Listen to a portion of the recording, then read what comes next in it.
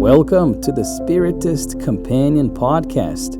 My name is Yuri Castro, and I'll be your companion on this journey where we study, reflect, and put Spiritist teachings into practice.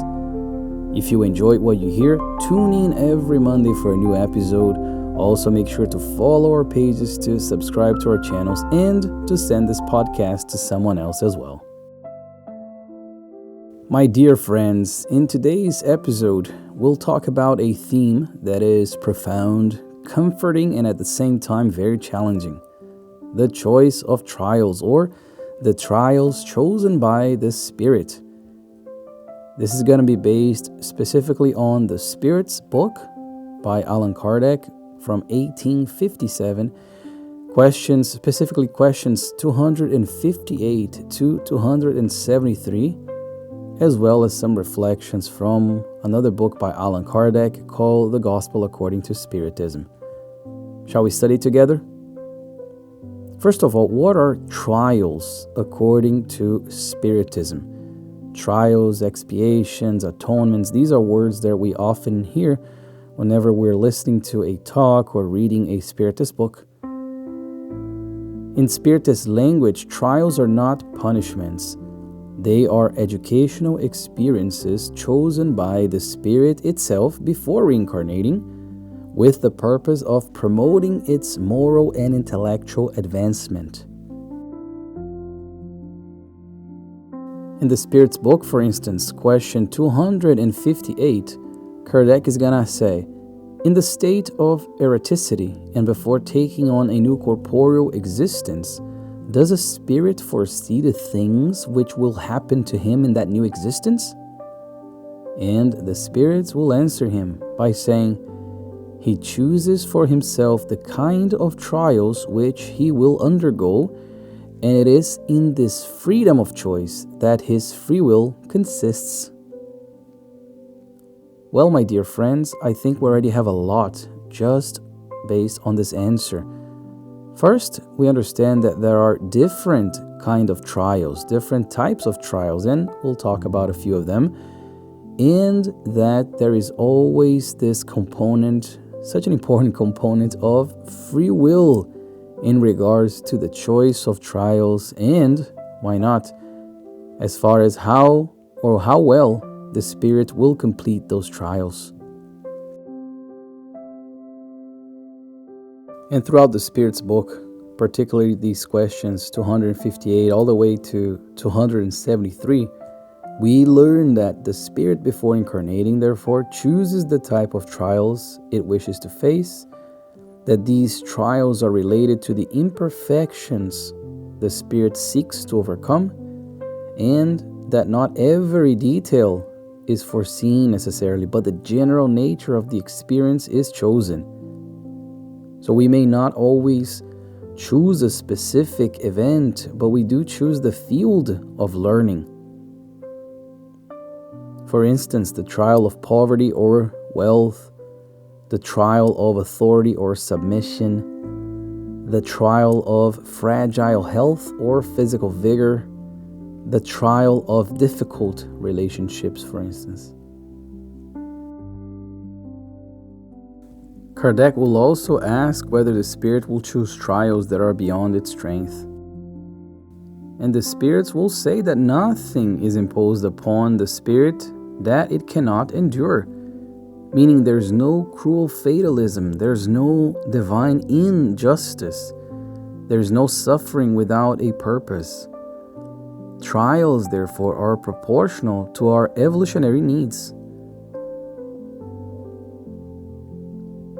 We can also go to The Gospel According to Spiritism, a book by Allan Kardec published in 1865, where in the chapter Blessed Are the Afflicted, we will learn that the tribulations of life may be expiations of the past or trials for the future. Trials for the future, yes, because it's through those trials that the Spirit will work on things such as virtues and things that the Spirit needs to work in order to continue to progress. We will learn that these trials can help develop patience, strengthen faith, educate our pride, and combat our selfishness. Because without these trials, this spirit would remain stagnant. Trials are not punishments, and I think this is one of the greatest difficulties in terms of understanding this concept, is abandoning this idea of punishment. Spiritism shows us that God does not punish, God educates, and the whole life is a school. So if we choose a certain experience before being born, this means that that experience has pedagogical value. We can even say it like that. Even if that experience hurts, even if that experience may seem unfair at first. And another question that some may have is, can we fail a trial? Yes. We learn that the spirit may succumb, but failure is not eternal condemnation. If we do not learn, the lesson will return. Perhaps in another circumstance, perhaps in another existence. And what about the free will during incarnation, so during the trials? Well, after choosing the general nature of our trials, we do retain our freedom of action, as always.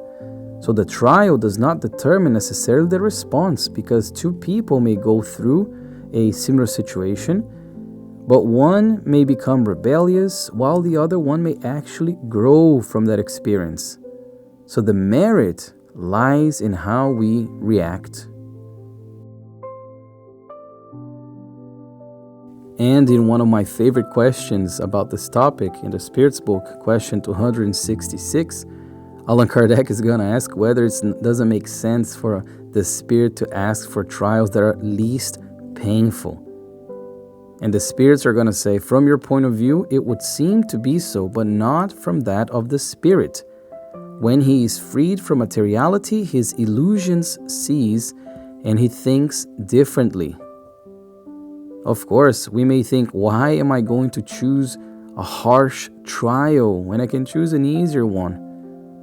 But the spirits are very categorical here, saying, yes, from your point of view, meaning from the point of view of somebody who is immersed in the flesh and seeing things in a material way, it would make sense, but not from the spirit, because the spirit knows what's best for itself in terms of its immortal life. And they say that when he is freed, when the spirit is freed from materiality, the illusions cease, meaning those who were trying to get the easy trials or alleviate some of those trials in ways that are not necessarily good, they will have those illusions shattered once they go to the other side, once they get free from the flesh. And we can think of different types of trials. So for instance, the trial of a difficult family, and complex family relationships are very common trials, by the way, because they involve deep disagreements, repeated conflicts, old resentments. But if we understand that these relationships may have been chosen by us, our attitude completely changes. Instead of asking, why is this happening to me? Which is something I always bring in this podcast. Why is this happening to me? Let's substitute that for, what is this relationship teaching me? Perhaps it's teaching me patience, forgiveness, humility, healthy boundaries, etc. We also have the trial of financial limitation, because poverty may be a trial of detachment, an exercise in trust, a lesson in solidarity. Wealth, on the other hand, is also a trial. Responsibility, generosity, a trial in humility in the face of power, which we oftentimes succumb.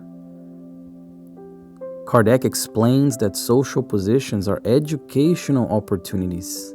As we learn, no condition is permanent, all are temporary. We can also think of the trial of health. Illnesses and physical limitations, according to the gospel, may be consequences of the past or choices to accelerate progress. And this does not mean passive resignation, because Spiritism does not teach us to deny treatment. It teaches us to give spiritual meaning to the experience.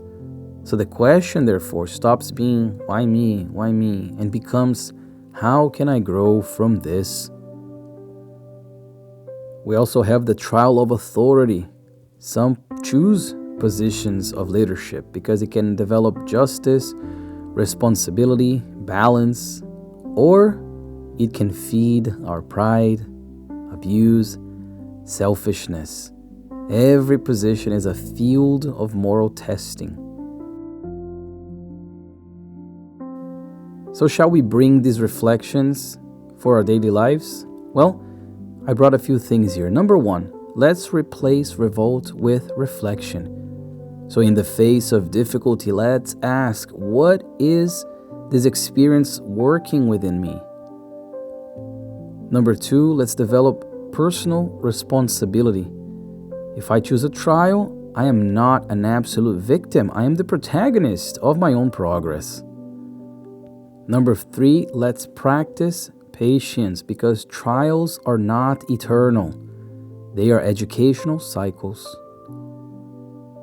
And number 4, cultivate trust in God. Nothing happens outside divine laws. If the trial has arrived, it is because I have the resources to face it. My dear friends, with that, we gain a new understanding of trials. We gain a new way of seeing life because once we understand the choice of trial, we can transform suffering into learning, guilt into responsibility, revolt into active acceptance, and despair into hope. Instead of thinking, oh, life is unfair, we can understand life is educational. If being born, we choose certain experiences, it is because we trusted in our ability to overcome them. Remember, my dear friends, you're not facing something impossible. Trials do not define who you are. They reveal who you can become. May we go through our difficulties then with awareness, with faith, with courage, with responsibility. Because every trial overcome is a real step toward our spiritual liberation.